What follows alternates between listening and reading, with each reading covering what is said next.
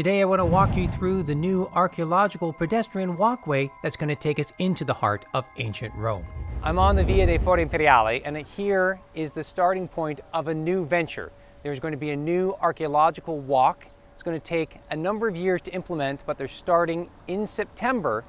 It's by a firm called Labics, and they've already been active in this area. And what it's going to do is give us more of an unfiltered look at the archaeological sites from along Via dei Fori Imperiali here, a new promenade around the Colosseum, and then a kind of a greenbelt area that's going to take us into the Circus Maximus.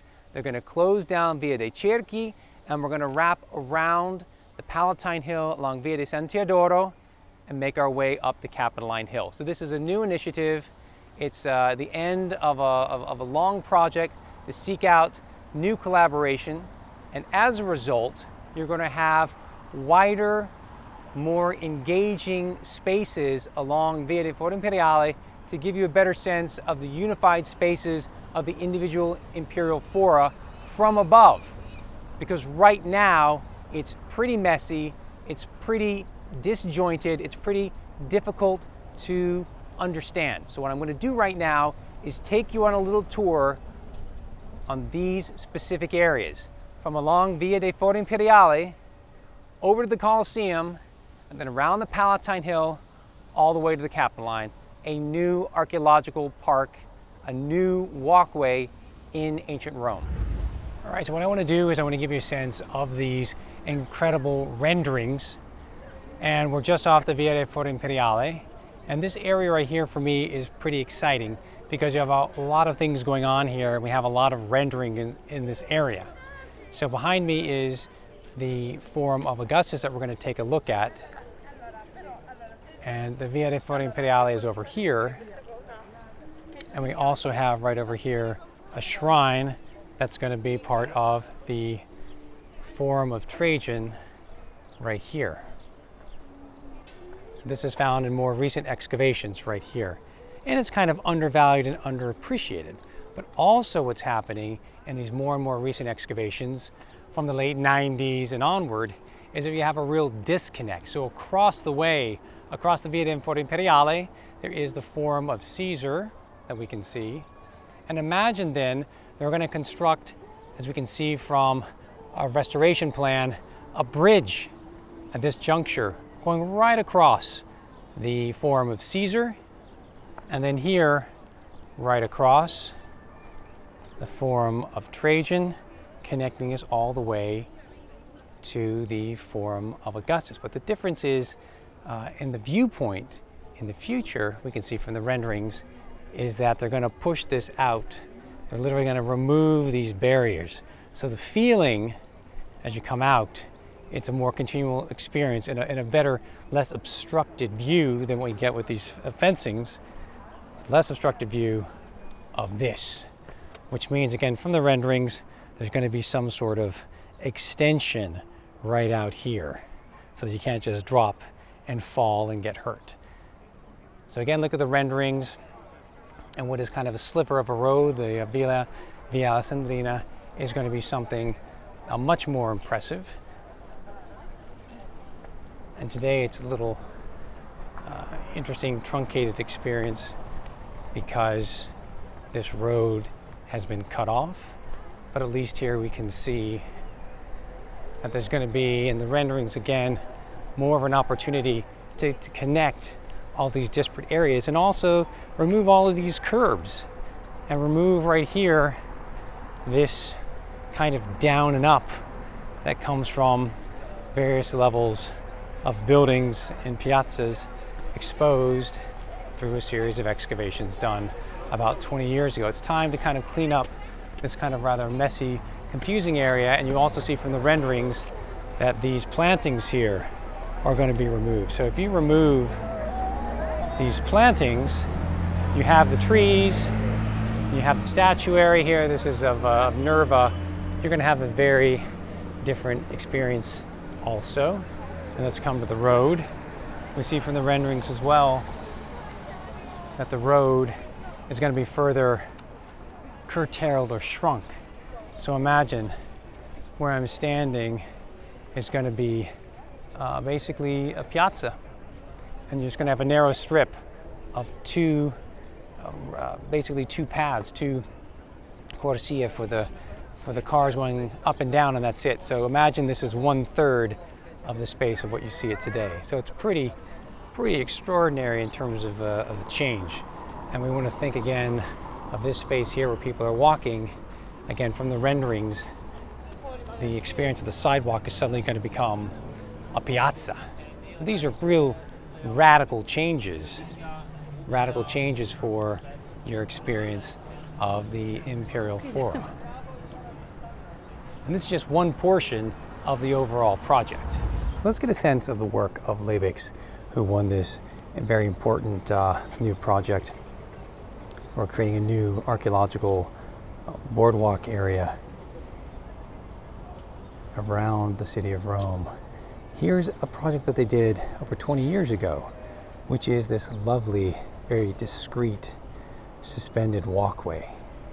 So it's not just that it's discreet, and it's not just that it's providing us with a communication, an opportunity to connect to the Subura area, Monte area, behind the markets of Trajan and the Forum of Augustus to our right.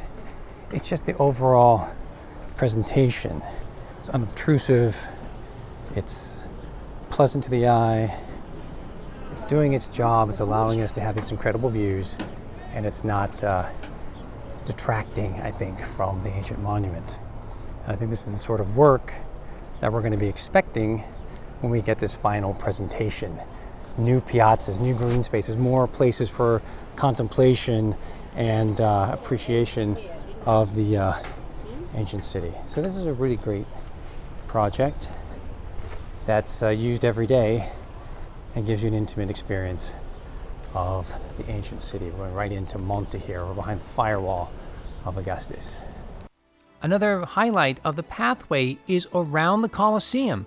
And from the Colosseum, we can see a wedge of hillside of Colosseum. It's going to have a new pedestrian walkway to admire better the imposing facade of the Colosseum that's preserved. So we can see it here in the plan, we can see it here in the renderings, and it's going to offer you a much more pleasant way of viewing with these new pathways the imposing facade of the Colosseum that's preserved. Again, it's going to be right there amidst the ruins of the Colosseum and the Baths of Titus. The pathway continues after the Colosseum down Via di Gregorio Magno, past the Circus Maximus, and up to the Via San Teodoro and the Capitoline Hill. Let's explore. We come to the end of our ride here. Where did we start? We started at the Via dei Fori Imperiali, talking about the inauguration of a new archaeological walk. Made our way down the Via dei Fori Imperiali, understanding that's going to be constricted, and the walkways and the pavilions and the sidewalks on either side will be further enlarged. There are going to be a number of bridges, now one spanning over the middle of the Forum of Caesar, one spanning over part of the Forum of Trajan on the way over to a big open space, much larger than what we have today, in front of the Forum of Augustus and the Forum of Nerva, and then making our way down through more landscaped areas, newly landscaped, on the Via Fori Imperiali, a promenade on the Colosseum that overlooks the Colosseum. You have a view already, but now it's going to be further enhanced and refined. And then we make our way down along the Capitoline Hill on the Via di Gregorio Magno, which will be further enhanced and landscape, finally getting into the Via dei Cerchi road, the road that is between the Circus Maximus and the Capitoline Hill. That's now going to be a closed pedestrian walkway, and then finally turning in to San Teodoro, and San Teodoro goes over the ancient Vicus Tuscus and ultimately ends up right here at the base of we have at the end of it, the Forum. The Vicus Tuscus ends over by the Temple of the Castors, and then here now I'm behind the Basilica Julia, and then finally here the Curia and the Temple of Saturn on the Capitoline Hill. Here it is. We've got the Clivus Capitolinus going up to the Temple of Jupiter Optimus Maximus, and again, it will no longer be this parking lot. It will be a nice, open, inviting, shaded area that allows you to continue on your way around the entire Capitoline Hill, having a nice visit and nice views finally without all the cars, and then you ascend up the Capitoline Hill to the Capitolium, the Campidoglio Piazza of Michelangelo, or you can go straight down the Vicus Gregarius to the Tiber River, the Tiber Island, and so on. Wow, put it all together. It is an ambitious project. It's a needed project, and I think we're going to be very, very pleased with it. And of course, we all wish them the best in this large project. Hopefully, the end result is that people will appreciate it, people will be engaged, people have more opportunities to learn about this incredible history and this incredible legacy. And it is time. I mean, for many years, going to Athens and seeing that kind of beltway, pedestrian way around the Acropolis area, it is necessary and it is appreciated and it is frequented. And day and night, I think you'll see the same thing here. People will have an even greater appreciation of the extent of this massive archaeological park. Thanks for watching me. Do join me on trips throughout the Mediterranean, like Jordan. Join me in Italy, join me in Rome, and of course, subscribe and check out my newsletter for increased engagement in ancient Rome and the Mediterranean.